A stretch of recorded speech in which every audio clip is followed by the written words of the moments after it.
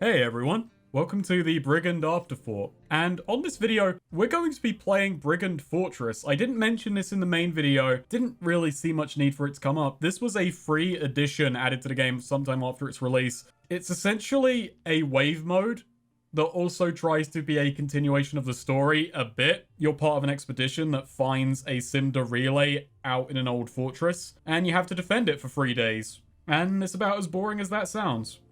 No, it really is boring. And I've tried to record this video a couple of times in different ways. I mean, I only got the last set of questions recently, but it's more that I tried to get footage for this ready. I attempted this mode twice, got bored, gave up, and I was like, I'll just come back to this another day. I'll play it, record it, have a podcast on in the background on my phone or something, just get through it. Then I did sit down for a third time and play it. Got decently far in. Died near the end, thought, oh, okay, that's not a problem. Came back to it a couple hours later, got really far into it, and then realized I hadn't been recording. And what's all fascinating about this is this mode only lasts roughly an hour. There are some benefits to this mode, aside from just the fact that it's interminably dull. The benefit of it is you get 50 points to start with, and you have a VR training computer thing, which is basically, there's no stat caps for training anything, so it's good for testing out builds, so long as that build is geared towards defending a point. I mean, you can max out your software and have a big Android to play around with, but that'll probably get destroyed early on, and, you know, it's okay, it's there. Brian has talked about the fact that he wants to make more sort of challenge maps. I also just recently tried to record this live, and it didn't go very well. I died partway through. I was reading off the print off that I had. One thing, I was trying to divert my attention between reading a bloody script and playing the game, and also just thinking of off-the-cuff stuff that was happening. It didn't go very well, so, yeah. And the game also crashes, so, well, it's kind of a perfect storm of I shouldn't do it live. And I tried, and it didn't go well, so now I'm back to doing it with what footage I have. So you won't see me complete this mode, you'll just see this mode for a little bit, and then maybe a black screen or something when it's done. I don't know. One thing I want to talk about, the thumbnail for the video. I'm proud of this damn thing. Dumb as it is, my thumbnails kind of dance between shitposty and somewhat genuine. We've seen that recently, back and forth. I like the shitpost thumbnails more, even though, well, because of how YouTube compresses them, having one that's this weirdly information dense isn't good. YouTube kind of wants you to divert towards having a big central element, which is usually a face because people like faces. But I like this thumbnail because it sells the kitchen sink nature of the game. The complete diversion of a central focus. You kind of got the ninja in the middle down the road, transparent. You've got Uncle Bob off in one corner, lording over everything like he's a big central character when really he kind of isn't. It's just scatterbrained, and you go from place to place and stuff happens, and that thumbnail is just, it's the journey encapsulated but without spoiling it. At least that's what I was going for. Maybe I fucked it up. It's very inspired by the Zenith thumbnails. And another note on the video, and this is just me kind of admitting I'm a piece of shit. The opening joke, which didn't really get much attention, but hey, I'm going to talk about it anyway because it was interesting to me. Oaxaca, the pronunciation of it, that little joke about everyone else mispronouncing it. I was saying it Oaxaca until I decided to look it up long after I'd beaten the game in my first playthrough. But I thought of that joke early on, and hey, regardless of being a damn hypocrite, I wasn't going to cut it out. I liked it. I say that. I did actually talk to several friends. I don't know about this joke. Am I starting something? Am I making a big deal? And everyone thought, well, everyone IR said, no, it was funny, go ahead. Maybe they just wanted me to start shit and they didn't think it was funny. Maybe not. I also got to brag about something, but I can only brag about it and also just kind of admit that I'm a dumbass at the same time. My builds were shit. I complained about in the video that, oh, I can't take companions anywhere. Crafting is a little bit excess to requirement. You don't really need a lot of the abilities. It's just pure. The game only really rewards being good at combat, being good at being high up in combat stats, and everything else is just kind of secondary. Not even secondary, it's tertiary. We jumped past secondary. But you know what? On the other hand, that does mean I beat the game with shit builds. Here's this game that's selling itself on difficulty. I just walked in and I was like, nah, I'm just gonna beat this. I don't care that it's difficult. This is me. It's my time. Games that sell themselves on the idea that they're hard, I always just think that's kind of dodging the point a little. If a game is good and so happens to be hard, so be it, that's fine, but rocking up and saying, hey, this shit's hard to swallow, you want this. If you're like a person who walks into a restaurant and just says, no, this bread isn't rock hard and is breaking my teeth. That's not the point of bread. You just want good bread. No, I want the hardest bread. That's probably a really bad metaphor. I don't know. I feel that if you're just selling yourself on the idea of, oh, by the way, this game's ultra hard, which Brigand sort of does. I mean, it also advertises itself on player freedom and other factors, so it's not a totality thing. It's kind of like this whole argument that came about in Dark Souls 2 a few years ago when people were saying the opening going on about, oh, you'll die over and over again and you'll lose your souls, and it feels like a bit of a misunderstanding of what Dark Souls 1 wanted, where Dark Souls 1 was a game that so happened to be hard and difficult and tricky. It being difficult was in service of what the game was going for, rather than this is a difficult game and people are buying it to bash their heads against it. I don't know. Brigand... it's me complaining against a very presumptuous sense, but when the game says, you will die a lot and you will like it, I'm not a masochist. No, I still bought it and I died a lot, but I didn't like it. I often found my deaths to be arbitrary and weird and sort of out of my control, rather than, oh no, I fucked up, I died, I've learned from this experience. I mean, I did. I said trial and fucking error was in them, but that was not fun learning. That was not me learning a general way to combat enemies. That was me just learning how fucky every situation was and then going, I've got to string this series of solutions together in rote mechanical order. And that's not terribly fun. What is fun is if you are good enough at the game, you can walk into a situation, and even if you're caught off guard, your skill will pull you back from that brink, which the latter half of Brigand so rarely does. It's often that you are spotted, you're already dead, the situation has been decided, you fucked up ahead of time. There's a difference between rewarding caution and just kind of tripping you up, essentially, and that's kind of the tricky line Brigand walks as far as selling itself on, this is a hard game. I'm also going to take a sip of my festive pudding ale. Yeah, I'm not sponsored. I don't think I'll ever be sponsored. Let's hope I'm never sponsored, even though I heard there's a lot of money in that. Oh boy. I mean, if I start advertising razors on playing, you're free to buy one of those razors and come and kill me. Please use the razor as you do. Also, I got wrote down here. So, because I was planning on doing this live, I usually write down complete thoughts for an afterthought. But because I was doing this live, I just left myself bullet points on, hey, talk about these topics. And I fucked up talking about every single one of them when I was doing it live. So, hey, here we are for me to fuck it up when I'm just doing nothing but looking at the script. I was going to talk about crafting in a little bit more detail, specifically things that I did not mention in crafting itself. I talked about the crafting of chemicals and grenades and such, which grenades is mostly what I made, ergo, it got the most attention. But there was also weapon upgrading, and the weapon upgrades were kind of balked. They were balked or boring. Balked in that if you upgraded a silenced pistol, it could change its ammo count to 24 bullets, which is extreme. Let's say that's, I think, more than double what a 10mm pistol in the game should have. On the other hand, it was stuff like shoots half a second faster, which it wasn't even that. It wasn't even that meaningful. Or does +1 damage, which, yeah, it builds up, but it's not that much. It kind of qualifies my idea of jank, in a way. It's part of my idea of jank, because jank is one of those loose... I shouldn't talk about this. This is one of the questions later on. But we're kind of here already. It's a feature that is half implemented. It's oddly fleshed out, but also is sort of meaningless, ill-balanced, and doesn't go anywhere. The only rifle upgrade you can get is you make them fully automatic, you make them fire faster, and you don't need that in a game about ammo conservation. I guess you could call that risk-reward, is that I can fire a bit faster, get off damage a bit quicker. But also, I'm just kind of fucking myself if I go hog wild. So it's not totally bad, but, you know, it is what it is. And generally, this video has had good response. I've been quite happy with it so far. Also, because this isn't live anymore and I'm looking at footage of Fortress, I'm hoping at this point nothing is happening.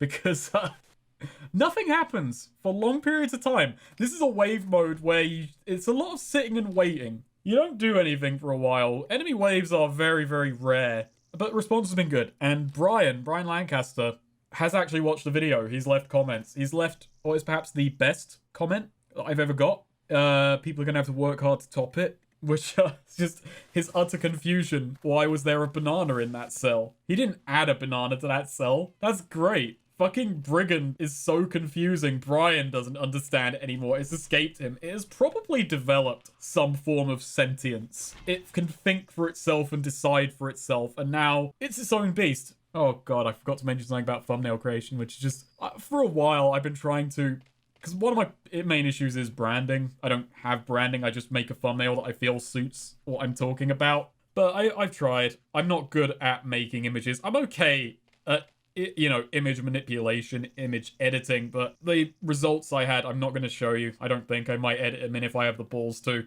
They look like crap. They look like things from Newgrounds fucking Flash from 2005. But yeah, also, a new patch, version 4.1. Yeah, now on Afterthought, we are just reading patch notes, baby. I'm not the only person who contributed. Brian watched my video. I respect this, because I was very harsh on Brigand in that video. He didn't walk away mad at me. He didn't walk away like, what the fuck's this guy talking about? No. He's got it in him to just hear all that critique and go, okay, there's shit that needs fixing. And he puts his nose to the grindstone. And he fucking did it. So, dialogue close-ups no longer change player direction. Yeah, doing it. Increased climbing limit for poly-collision objects. Fixing problem with guard tower ramps in Pachutla. That fixes all ramps in the game. You might have seen it in the video. When I was walking up, I was stuttering. And here's the thing, I didn't outright mention how fucky the ramps were. He just saw it and was like, I better fix that shit. Now, it might come from the other two people who've given him bug reports. I don't know. It's kind of a thing that I do in my videos where if I'm talking about more abstract elements rather than core features and I don't need truly illustrative footage of what I'm talking about, I will try and show footage of gameplay elements I don't talk about, so the video is just that little bit more all-encompassing, just so I cover all those last little details so they're at least there. There is always that kind of worry is, well, I see you doing that, why did you never talk about this feature? And it's generally just because, well, it's a feature that's in the game but not really noteworthy. I want my videos to be comprehensive but not everything, not a total play-by-play. I cut elements out and I rearrange, and Brigand was one of those trickier ones to do because every chapter does feel a little bit like its own beast. You go from this kind of wasteland survival game at the beginning, and then in chapter 2, no, not just chapter 2, way late in chapter 2, then you're in Pachutla, and it becomes a bit of a mystery game that barely goes anywhere. Then you go to the coast and it becomes this kind of wilderness survival game of fighting poison, and it becomes a linear shooter, and, you know, it's very scatterbrained.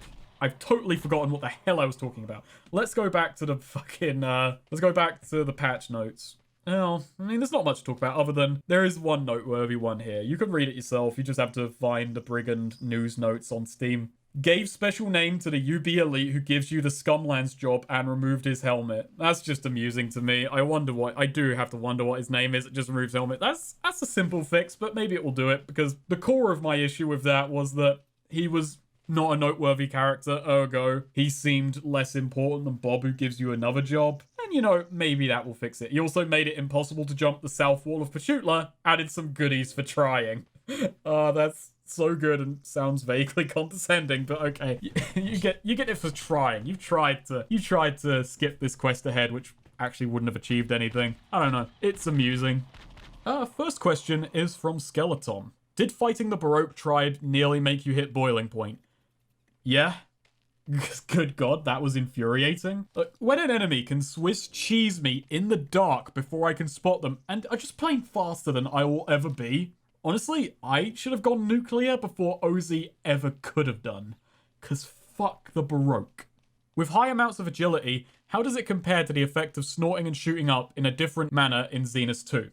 Sadly, not very much. I realized playing Fortress and giving myself 50 agility to test that I sort of oversold maximum agility. I mean, it's still annoying, but it's nowhere near uncontrollable. And sadly, it is not like Xenos. At the apex of your jump in Brigand, all of your momentum is halted and you drop like a stone. You've also got meta, which kind of caps how often you can just jump around. The aiming is also way too stodgy that going really that fast would just kneecap you more than anything else. You don't become dodgy and impossible to hit and get to sneak around enemies and fuck around with them like that. It doesn't let you really utilize that high speed all that much, so there's no Sonic the Gunhog for us. And I didn't really talk about cocaine and coca leaves. All the buffs in this game have really, really cool, not really, really cool effects. The way they're handled is really, really cool. In that, essentially, because all the stats are pure numerical value, when you get a buff, you just get a plus modifier to that, and then it ticks down, so it goes 10, 9, 8, 7, you know, so on and so forth.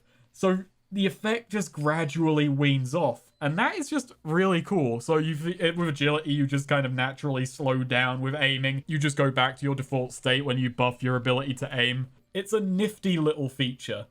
What single system would you tweak or add to make a better experience overall? This is tricky. There's no singular feature, essentially. I'd like to say greater access to companions and greater control over them, but that may make things too easy. That's one of the hardest parts about Brigand is, again, with being sold on high difficulty, at what point do you just go from adding convenience features or, you know, patching things up to you're hurting what this game is going for? I tweak crafting menus to make them less clunky, easier to follow, having more information so you can act on them faster. Maybe add the ability to buy items in bulk, because really, it doesn't make the game harder that you have to go through the menu over and over again, just more annoying. Maybe the ability to bind abilities to a hotbar for quicker access without killing the pacing, but actually make the game harder in a way, because you get to pause the game when you go into that menu and see if you'll hit or not. Again, yeah, you said single system, but honestly, I just want a ton of tweaking. There's nothing singular here. I talked about how weird Brigand is, how I'm guessing that Brian got the game he wanted, but probably didn't have the know-how to truly get it. He got the best fit. But it also feels incredibly deliberate in what it is, if that makes sense. It's not like he fucked up a bunch of times along the way, even though he did, because there's constant patches. He got the game he wanted, just an incredibly buggy, messed up version of it. But he's not making big core changes to soften the blow or fix up menus, but maybe he will. Maybe that's just on the agenda. Honestly, I feel like you know less about Brian and what he wants after you play Brigand. You read his store page and you think you know, but you don't. You don't know. It gets deeper. Gone rampant. Given your almost grudging respect for the Brigand developer, do you think he can make a genuinely good game if given proper resources?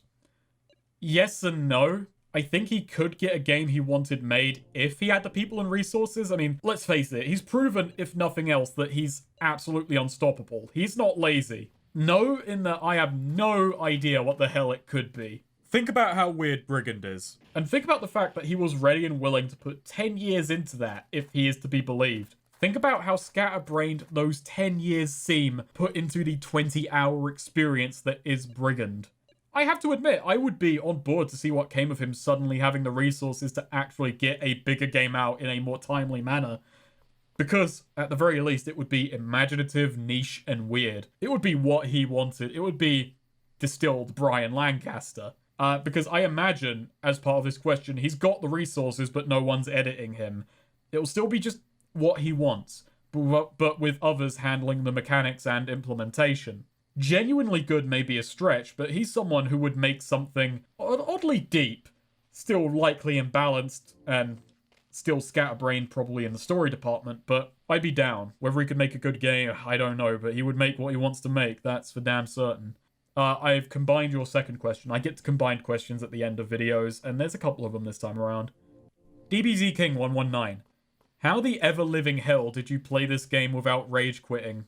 The simple answer to that is, I didn't. I rage quit pretty regularly. So, you know, I can relax and come up to solutions to the more annoying sections, or just unwind. And that's the beauty of editing, I guess. I can get around problems when needed. That said, after I finished my second playthrough in around mid-September, I was so thoroughly burnt out on Brigand. I was really burnt out, but I did something stupid, but at the time it seemed like a good idea. I tried to force myself to write the video in that state. And I know writing in that place isn't a good idea. And I did end up having to hold off and wait until I had all my thoughts in a more organized way. You see, I wanted to write nice and early since I wanted my post-completion burnout and frustration to carry over into the script, to color it, to be part of the experience, capturing those feelings. But it's not a good idea, it's not constructive anger, and besides, it's fucking hard to write about something that you really need to step away from so you can see it more clearly. My first write-up got to 6 pages that went fucking nowhere,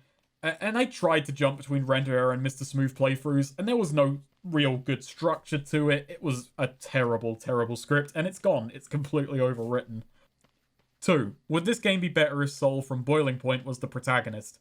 I did originally attempt about 3 playthroughs role-playing as Soul, but I gave up. I figured I should actually beat the game first so I know how to best get a Soul result, and then I was gonna maybe replay it as Soul. But then, I don't know, I figured it was better to not just reuse Soul, to give it its own characters rather than just dredge that up. And hey, I did end up just splitting the difference. I then did show how the game was if Soul would be the protagonist. It's over pretty quickly. Army Ball. Less of a question, but I'd really like you to go deeper into the writing of the game and explain what's going on in the Afterthought vid. I'm semi-confused about what is even going on in the story, how the factions work, and what the backstory of the world is. So, the weird thing about Brigand, the story, is it's actually really straightforward, but the way it's presented in the game makes it a confusing mess until you step back, and even then, I'm probably going to mess up this explanation. There aren't actually that many moving parts in the story of Brigand. Essentially, all the intelligence agencies in the world merged into one, and at some point they made an AI called Simda to probably help them do their job. But then, an alien being called Arfi wormed its way into our world. It corrupted Simda. Simda then went on to flare up aggression until a nuclear war broke out. And at some point during all of this, Texas seceded and became the Republic of Texas. That's just kind of a background detail, it never really comes up. We then cut 100 years into the future, sea levels are rising, and everyone is converging in Oaxaca. Uncle Bob's National Security and the ITIC, who are the remnants of that unified intelligence agency, are allied in clearing out Oaxaca. I have no idea if Bob knows about their higher goals, but honestly that's not really important to him. Meanwhile, the Elusia, talking about pronunciation. I think Elusia is wrong, but I'm also not going to stop saying that, because apparently it might be Elegua, but I'm not saying that, repeatedly anyway. The Elusia, they've been forced in by rising sea levels, and they've grabbed Pachutla, which Uncle Bob needs to hold the region, and the ITIC is working with Bob because, well, the Elusia aren't working with them, so basically Bob is the horse they're betting on. So to start with, the player is framed in a move to turn him into a pawn for the UBNS and ITIC, and then they were planning on using us to open a path into Pachutla and work against the Illusions. So either we stick with Bob or betray him to side with the Elusia, and either way we get a lead on the Baroque thanks to Junebug having gone AWOL. The player is tasked with investigating who they are. So naturally we find a ruin in the Oaxacan jungle that the Baroque were investigating alongside the ITIC. The Baroque had been using them to hack into the relays, because despite their technologically advanced nature, they can't crack the relays. And after the relay is hacked, the Baroque turn on and kill the ITIC, which in retrospect is really bloody weird since they were heading to another relay off the coast and they needed another member of the ITIC to hack it, who they just found there by happenstance because he was also heading there. Yeah, they jumped the gun a bit. Perhaps I'm misunderstanding something here.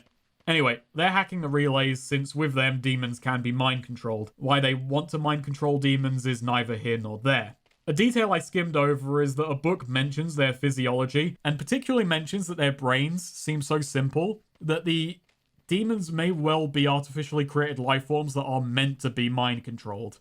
But you turn the relays against the Baroque, using them to locate the source of Simda. You head there, kill Arfi, who, well, as we've gone over, orchestrated the destruction of civilization using Simda, and the ITIC then take credit for working out what went wrong with Simda. That's a very broad stroke summary of what the hell happened. It's confusing when you're in the midst of it, but actually fairly simple when you kind of step back. UBNS doesn't like Elusia, the ITIC worked with Bob, the ITIC worked with the Baroque, but they got betrayed, and the Baroque want to mind control demons, and an alien wiped out humanity using an AI that the ITIC made.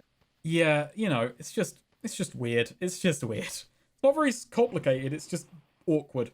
Well, the reason it's confusing is because it's very, very scatterbrained, it's very, very rushed. Because, like everything else in the game, you just kind of get shunted from place to place and objective to objective with no real transition or setup. When you're suddenly hunting Junebug, or you just run into Maria. The game has a setup like it's going to be about a war between the UBNS and Elusia. A literal clash and maybe a clash of ideals because we've got these two figureheads. But that gets wrapped up in a singular battle scene, and then the ITIC, who seemed to be bit players, who are just kind of background motivation is, oh yeah, we were part of the reason you got betrayed. And in the back of the player's mind, you're probably thinking, okay, these guys are probably going to become a big deal later on because they betrayed me and they've been mentioned, you know, Chekhov's gun, they've been set up. But they come back in the oddest way, where they're set up like bad guys, but then they come back and you essentially clear their name for them. Not even just by accident, just by accident is even too active. You go and kill Arfie on your own terms, and that just so happens to be what they wanted. And the factions are each fairly shallow. There's never a clash of ideals because they don't stand for anything. The Illusia are just murderous pirates, you know, as the ending slides state. But during the game, they come off as no worse than the UBNS, because you can find a manual where they basically talk about, there's a bunch of stuff that you can do in the line of duty working for UBNS where they will just fucking execute you. If you want to leave the UBNS, you need to give them a year's notice and they can revoke it. So that's fun. Yeah, basically there's no good faction. No good as in morally. No good faction. Everyone's just absolute tosspots. Question 2. Do you plan on playing and making a vid on the DLC when it comes out? If not, why? Simple answer is I'm going to play it and then decide, really. I'm on board. I mean, hell, if we're pursuing Ozzy, that can only be a good time. It's going to be on the shorter end, and it basically depends on how much noteworthy and or new it brings to the table. So I can't say I'm planning on it. It comes down to the DLC itself. I'm not going to cover it just because it's a DLC to a game that I've already covered. I've ignored a lot of DLCs to games I've already covered. I did joke to a friend that I caused the DLC to get delayed. Brian announced he was making a DLC, and he was probably joking. It was like, hey, weed ain't going to buy itself, and the money's drying up. But my video seemingly got some more people to pick up Brigand. So, you know, maybe he's just gone and bought more weed. But then weed helps him focus. So I don't know what I've done. My effect has probably been totally neutral, if not non-existent. The Tried Piper. Just how smooth is Mr. Smooth? Buddy, he's got a 100% bonus to dodging responsibility. He's so smooth, he mind-gamed the alien who was able to trick humanity into killing itself. So smooth a ninja's blade slid right off him. Smooth enough that he was able to walk into Pachutla while working for Uncle Bob and get a prostitute to follow him into the sewers. And I mean, just look at this face. That guy could sell ice to Eskimos. This man is so slippery smooth, he could have greased his way out of Uncle Bob's jail cell. And now this has just gotten disgusting, so let's move on. Akira Kurosu.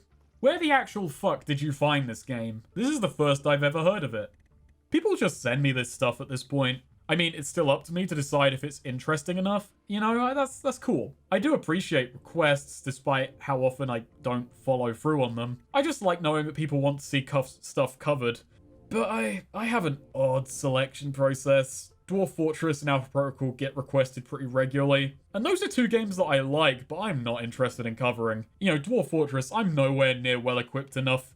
And Alpha Protocol, I mean, it's niche, but it's cult niche. It's just, this is going to sound really arrogant, but it's the kind of game that people just think, man, no one's ever heard of this. I'm going to recommend him this hidden gem, where it's like something everyone who knows about niche games knows about Alpha Protocol. It's not that hidden. It was made by Obsidian. It's got a good audience rep. You know, it's got janky ass gameplay, but people actually like it. Well, you know, a good number of people actually played it. Not enough to get a damn sequel, unfortunately, but you get the point. It's just, this is the not so known game that I've heard of.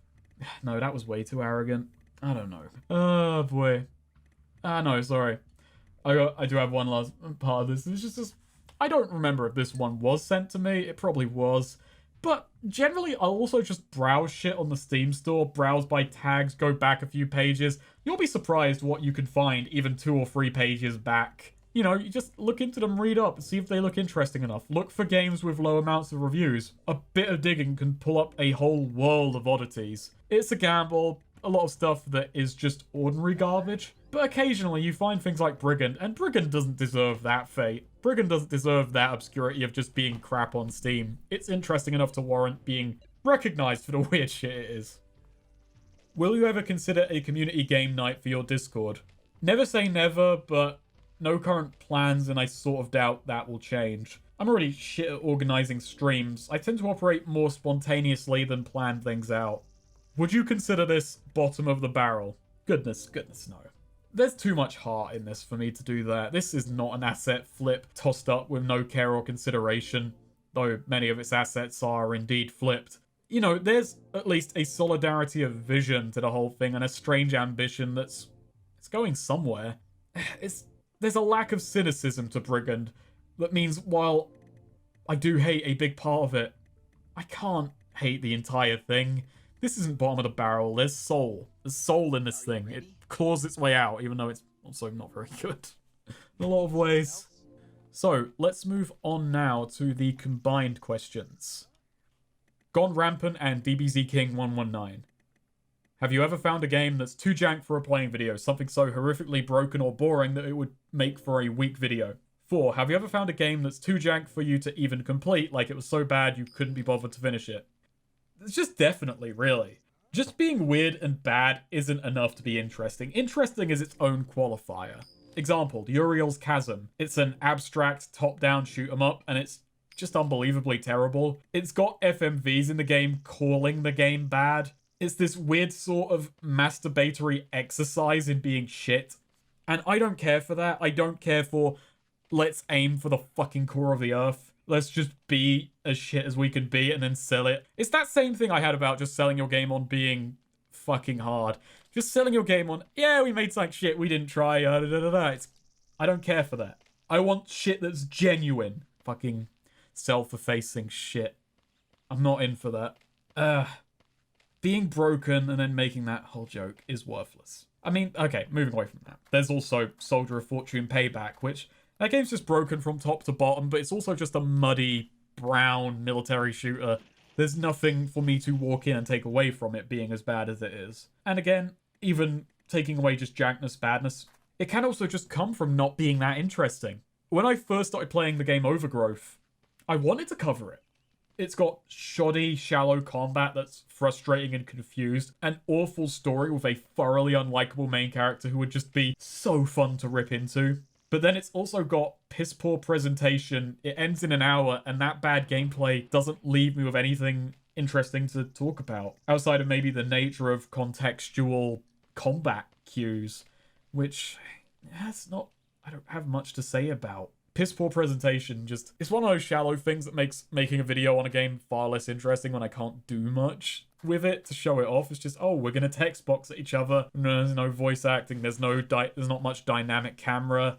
You know, there's nothing. It's not fun to edit that kind of footage. And it didn't do anything noteworthy to make me care about wanting to actually cover it. If I were to try and make a video about it, there's nothing there for me to latch onto. I'd be faking enthusiasm at best. I just generally want to cover small, relatively unknown games. I want ones that are interesting, that have a logical through line that I can grasp onto and follow through the game and build a video around, that are made by someone who wanted to make something good, not just toss some shit onto a page and pull in some bucks from clueless punters. Whether or not it succeeds in being good is another matter. I just want that genuine attempt. And that's a nebulous quality, that you can only look at it and decide this is actually trying. But I look at Brigand and I see a game that's trying. And I might be wrong. I might have been fooled. But you know what? If I was able to be fooled, there's something there. Roomba-san and DBZ King 119. If you had the means resources to make your own game of similar scope to Brigand, what would your game be? Have you ever considered making a video game before? I feel like you could make a good story for one. I have, but I wouldn't say I could make a good story for one. Critiquing stories and being able to write your own good narrative, they are really different skill sets. They're just so thoroughly different. A good critic does not always make for a good writer, a good creator. Being able to just recognize that's, faults doesn't also mean that you won't make them yourself, because you're much further away from other people's work than you are to your own. I did have an idea recently, and me and Spicy considered going in on actually writing some stuff up. I'd keep it small and light, keep it in RPG Maker. Yeah, that's how small scale I was thinking. If I had money and resources to throw at it, it would be on art assets, musics, and so on, rather than voice acting or really, really deep presentation. The basic idea was that it would be a comedy fantasy RPG taking place in a highly bureaucratic kingdom that's recently started expanding quite a lot. It's got quite a lot of frontier towns. And each town has a problem solvers guild, which is staffed by people picked by a lottery in the capital. It's one of the few things they put down to chance. And yes, we're already kind of in contrived territory. I'd have to think of a way to make that make an internal amount of sense. It starts with you playing as a bit of a shut-in office worker who gets called up to serve in one of these problem solvers guilds. So he's sent to a frontier town, and problem solvers guilds, they just kind of handle any odd jobs that the rest of the town isn't quite equipped to do. They might have to do adventuring work, they might have to kind of temp at other businesses about the town, fill in for roles that are as of yet uncovered. Those kind of things. So there'd be variances, and it'd be a lot of going around the town, meeting the residents, a lot of kind of character comedy, with RPG battles maybe taking the form of mundane activities and actual battles. But there's a gimmick to it that I'll get into in a moment, even though you'll realize I've basically just ripped off Phoenix Wright. I had a few scenes in mind. The opening would be a turn-based battle between you and a fly in the office, and the main character just spends a few rounds missing the fly, and then the battle ends. The character just kind of gives up and slumps in his chair. The camera pulls out to reveal just how big the office he works in. He's just surrounded for ages on either end by identical offices staffed by identical looking people. Second scene I had in mind, after you get called up to serve, you receive a notice that you're being shipped out. You have this scene where the character goes to complain, goes to try and shirk his duty, not get sent off. And it's just a dialogue scene. You just make up more and more complaints, but the scene only ends when you just agree to give up and go. And from there, you get sent to the town, and each chapter would follow a different person who is in the same guild and the kind of interpersonal dynamics. I only had a couple of character ideas. You know, the main guy, office worker, would gradually come to like his new placement, and yes, I've realized just now I'm ripping off Hot Fuzz. One of them would be a butcher who's a bit more gruff, a bit more rough and ready. He'd probably have the more kind of combat-oriented scenes.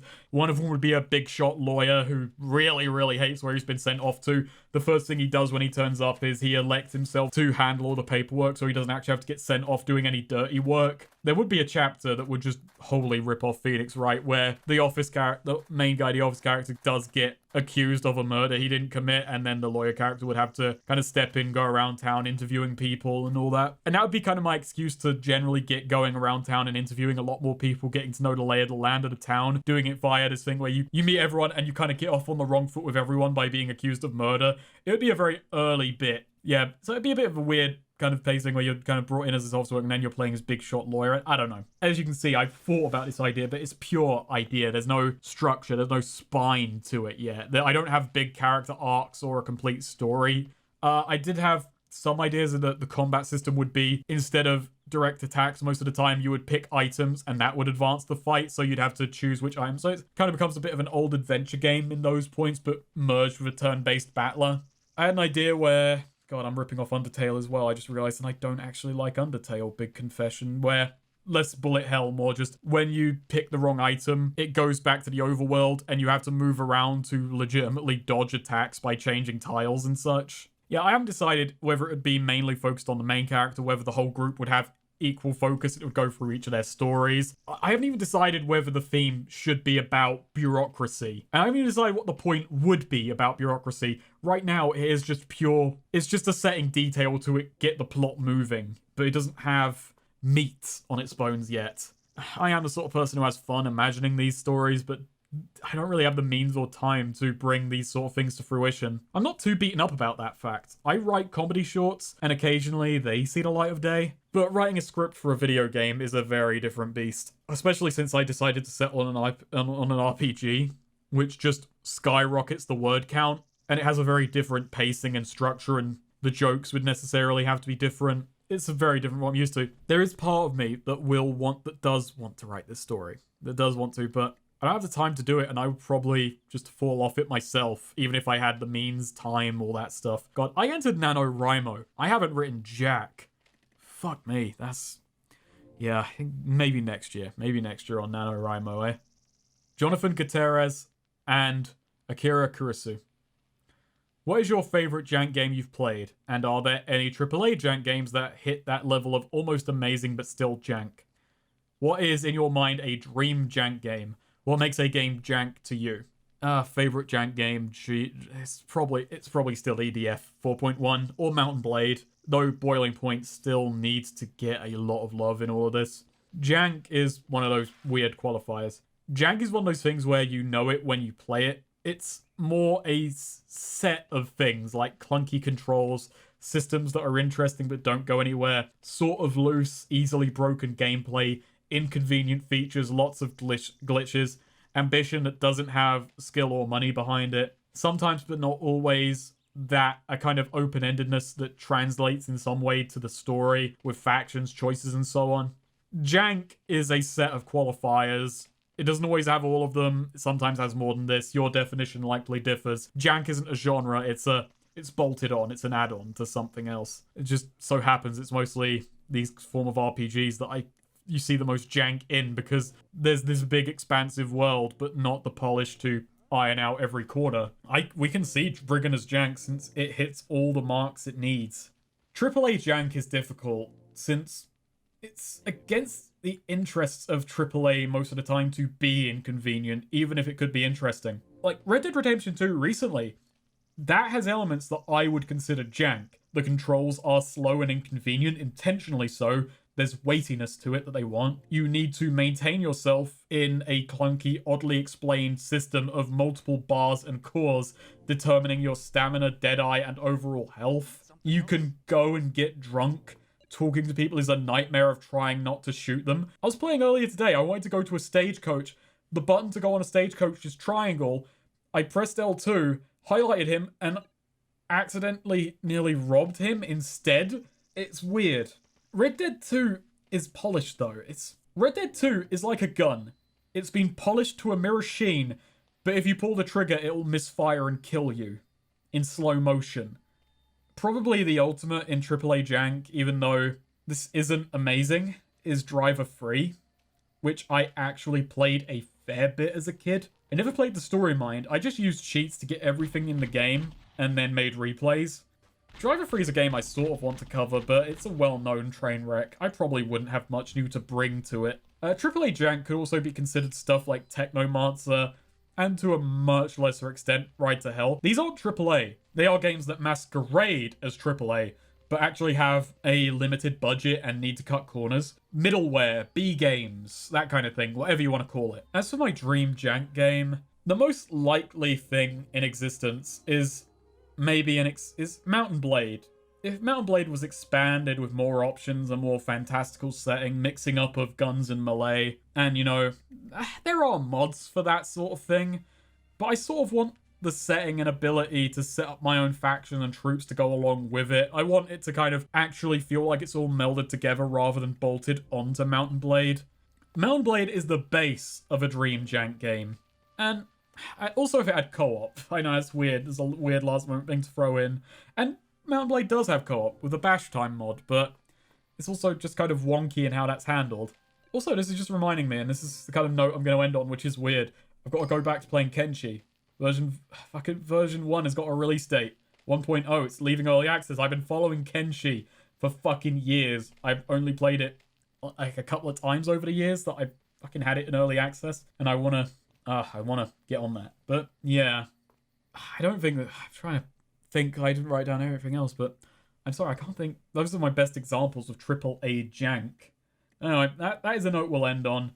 I doubt Brigand Fortress is still running. I don't know what I've put in its place in that time, but well, thanks for sticking with me. And by the way, The Walking Dead was a playing video. Please ask Afterthought questions for that if you have them.